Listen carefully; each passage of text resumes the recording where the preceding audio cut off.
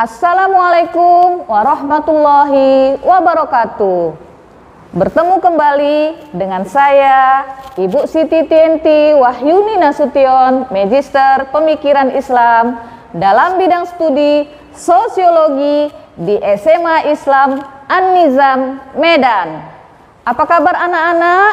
Semoga semua dalam keadaan sehat walafiat, tetap semangat belajar sosiologi, karena sosiologi wonderful. Menghadapi tantangan globalisasi, anak-anak yang baik, sudah kita ketahui bersama bahwa globalisasi merupakan tantangan besar bagi setiap bangsa.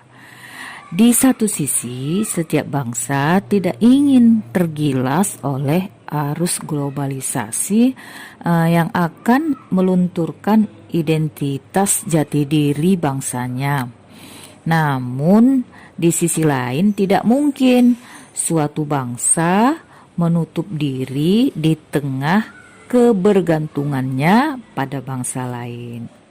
Hal yang dibutuhkan sekarang adalah cara negara menjalin kerjasama dengan negara-negara lain, terutama sesama negara berkembang, untuk mengendalikan arus globalisasi ini.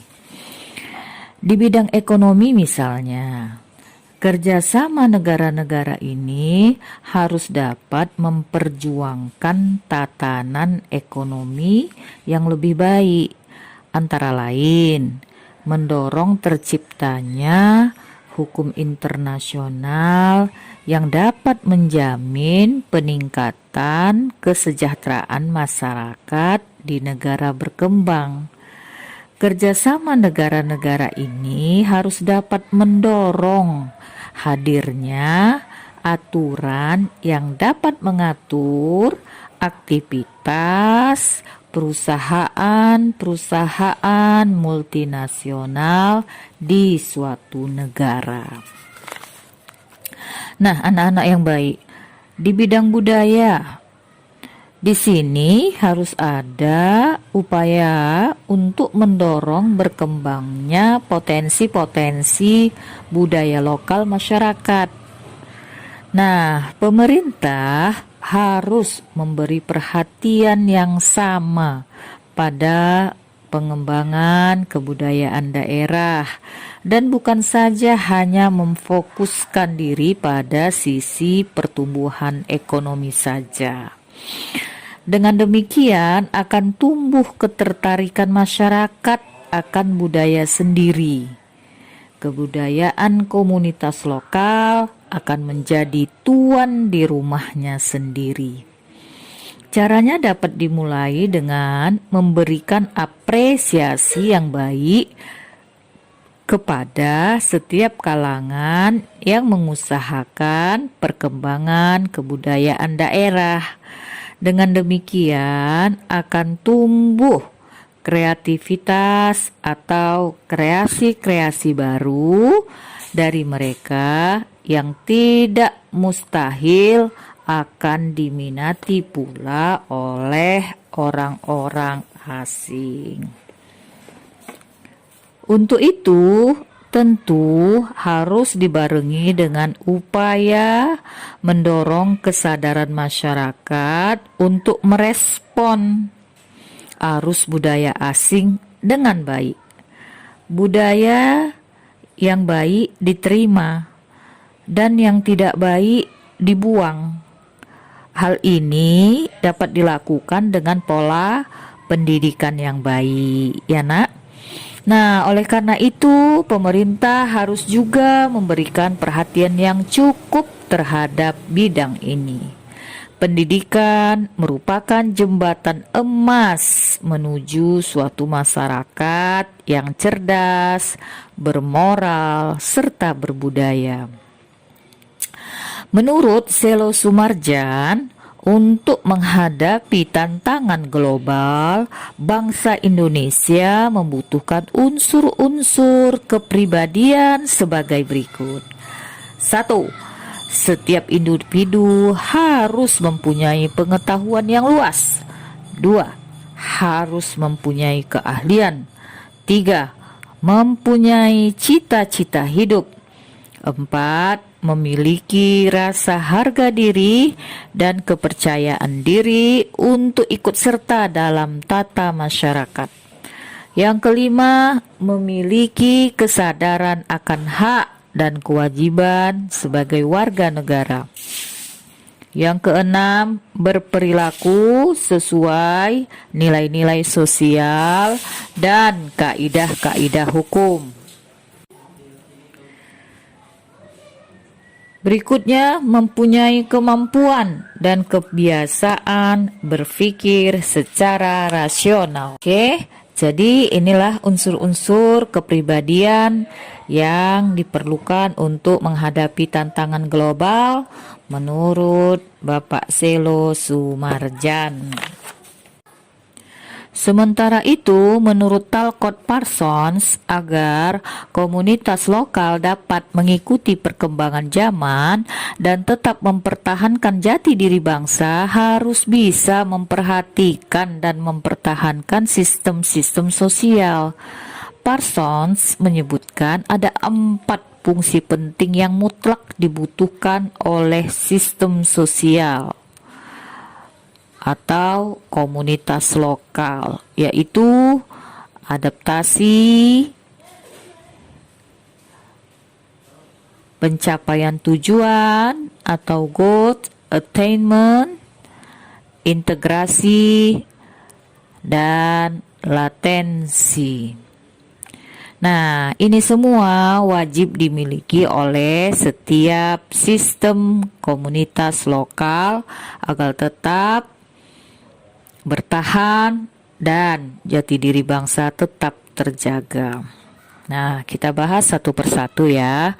Adaptasi. Nah, sebuah sistem dalam hal ini adalah komunitas lokal diibaratkan sebagai makhluk hidup. Agar bisa bertahan hidup, mereka harus menyesuaikan diri dengan lingkungan yang ada. Mereka harus mampu bertahan dalam situasi dan kondisi apapun, bahkan untuk kondisi yang tidak terduga. Yang kedua, pencapaian tujuan. Di sini untuk mencapai tujuan yang diharapkan, sistem yaitu komunitas lokal harus memiliki arah yang jelas. Mereka harus bisa mengatur, menentukan, dan memiliki sumber daya untuk mencapai tujuan bersama. Yang ketiga, integrasi. Sistem harus mampu mengatur hubungan antar komponen lainnya. Nah, yang keempat, latensi. Dalam fungsi latensi, sebuah sistem harus melengkapi, memelihara, dan memperbaiki pola-pola kultural yang menunjang motivasi. Jadi, ada 4 fungsi penting yang mutlak dibutuhkan oleh sistem sosial, dalam hal ini komunitas lokal. Yang pertama tadi adalah adaptasi, yang kedua pencapaian tujuan, yang ketiga integrasi, dan yang keempat adalah latensi. Nah, selanjutnya tentang strategi dan pendekatan pemberdayaan untuk mengatasi ketimpangan sosial akibat globalisasi. Sebagaimana kita ketahui bersama bahwa ketimpangan sosial adalah situasi yang tidak seimbang dalam suatu masyarakat. Ketidakseimbangan dapat disebabkan oleh adanya perbedaan yang ada dalam masyarakat dan perbedaan dalam memanfaatkan sumber daya. Ketimpangan juga dapat dikatakan sebagai bentuk ketidakadilan dalam masyarakat. Ketimpangan sosial yang dialami masyarakat dunia, tak terkecuali masyarakat Indonesia, dapat dilihat dari perbedaan kualitas hidup yang sangat mencolok antara individu satu dengan individu lain dan antara kelompok satu dengan kelompok yang lain. Oleh karena itu, harus diupayakan untuk mengurangi dan menghilangkan ketimpangan tersebut. Hal ini seperti yang diamanahkan dalam pembukaan Undang-Undang Dasar Negara Republik Indonesia tahun 1945, yaitu pemerintah harus memajukan kesejahteraan umum untuk mencerdaskan kehidupan bangsa. Anak-anak yang baik, ketimpangan sosial termasuk masalah sosial karena merupakan sesuatu yang tidak kita harapkan, yang perlu kita cari solusinya. Kita harus mencari strategi dan berbagai pendekatan pemberdayaan masyarakat untuk mengatasi ketimpangan tersebut yang diakibatkan oleh proses globalisasi. Salah satu upaya untuk mengatasi masalah ketimpangan adalah pemberdayaan masyarakat. Pemberdayaan masyarakat adalah upaya meningkatkan harkat dan martabat golongan masyarakat yang mengalami kondisi miskin sehingga mereka dapat melepaskan diri dari perangkap kemiskinan dan keterbelakangan. Pemberdayaan ini dilakukan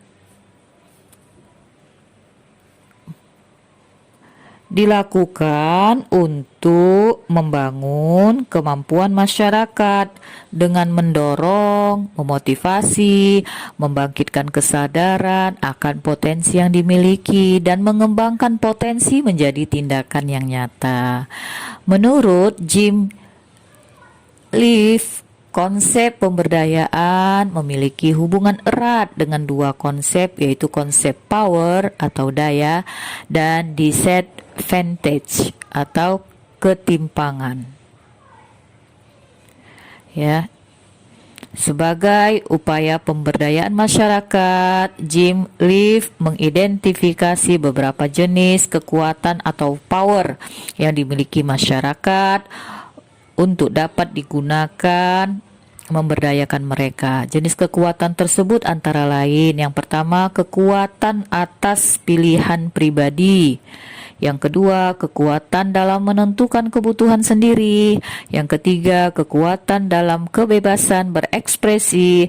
Yang keempat, kekuatan kelembagaan. Yang lima, kekuatan sumber daya ekonomi. Dan yang keenam, kekuatan dalam kebebasan reproduksi.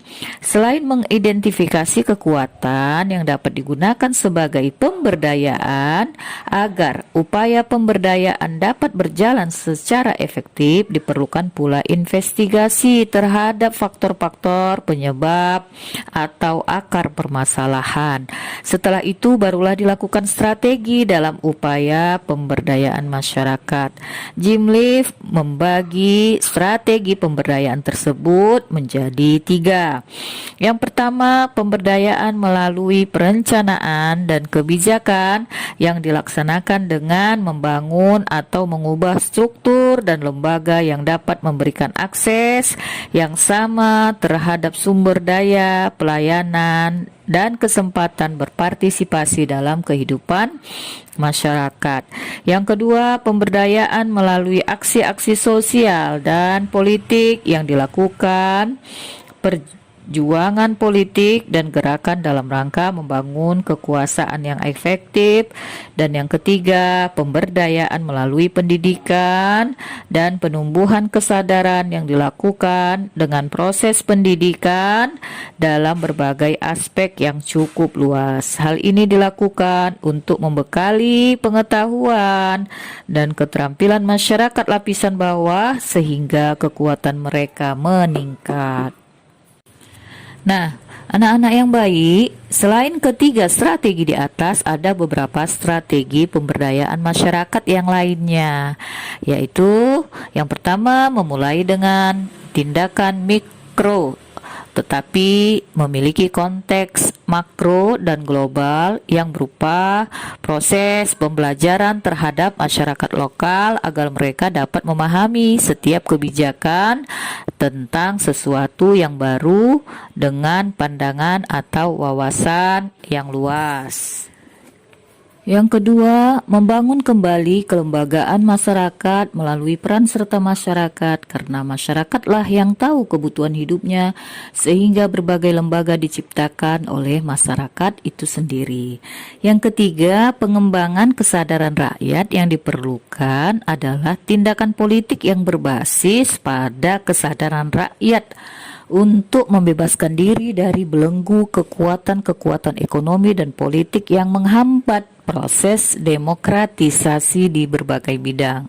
Yang keempat, redistribusi sumber daya ekonomi yang merupakan syarat pokok pemberdayaan rakyat. Redistribusi adalah pengaturan kembali pendapatan negara dari pajak maupun non-pajak digunakan untuk memperluas pendapatan dan kesejahteraan masyarakat. Yang kelima, menerapkan model pembangunan berkelanjutan yang harus diwujudkan, bahwa setiap pembangunan harus mampu secara terus-menerus mengkonversi daya dukung lingkungan. Yang keenam, kontrol kebijakan dan advokasi agar setiap kebijakan dan pemerintah yang bertentangan dengan upaya pemberdayaan rakyat harus diadvokasi. Yang ketujuh, pengembangan sektor ekonomi strategis sesuai dengan kondisi lokal atau daerah. Yang dimaksud produk strategi atau unggulan tidak hanya produk produksi yang laku di pasaran, tetapi juga unggul dalam hal bahan baku dan teknik produksinya, serta memiliki keterkaitan sektoral yang tinggi. Yang kedelapan, melalui pendekatan kewilayahan administrasi dan dengan pendekatan kawasan. Pendekatan kawasan berarti lebih menekankan pada kesamaan dan perbedaan potensi yang dimiliki oleh suatu kawasan atau wilayah tertentu agar kawasan tersebut lebih produktif. Yang kesembilan, membangun jaringan ekonomi strategis yang berfungsi mengembangkan kerjasama dalam mengatasi keterbatasan yang dimiliki kelompok ekonomi baik di bidang produksi, pemasaran teknologi, dan permodalan. Dan yang terakhir, mengembangkan penguasaan ilmu pengetahuan dan teknologi lokal yang merupakan karakteristik jati diri masyarakat lokal agar tidak tergerus oleh arus modernisasi. Nah, inilah yang kita bahas pada hari ini, bagaimana upaya yang kita lakukan menghadapi tantangan globalisasi serta strategi dan pendekatan pemberdayaan untuk mengatasi ketimpangan sosial akibat globalisasi. Mudah-mudahan apa yang kita bahas pada hari ini menjadi bekal yang baik buat kita semuanya dalam menghadapi arus globalisasi ini. Wallahu a'lam bishawab. Terima kasih anak-anak yang baik semua. Demikian pembelajaran hari ini. Sampai jumpa di video pembelajaran berikutnya. Jangan lupa like, comment, and share video ini. SMA Islam An-Nizam, unggul, cerdas, islami. Assalamualaikum warahmatullahi wabarakatuh.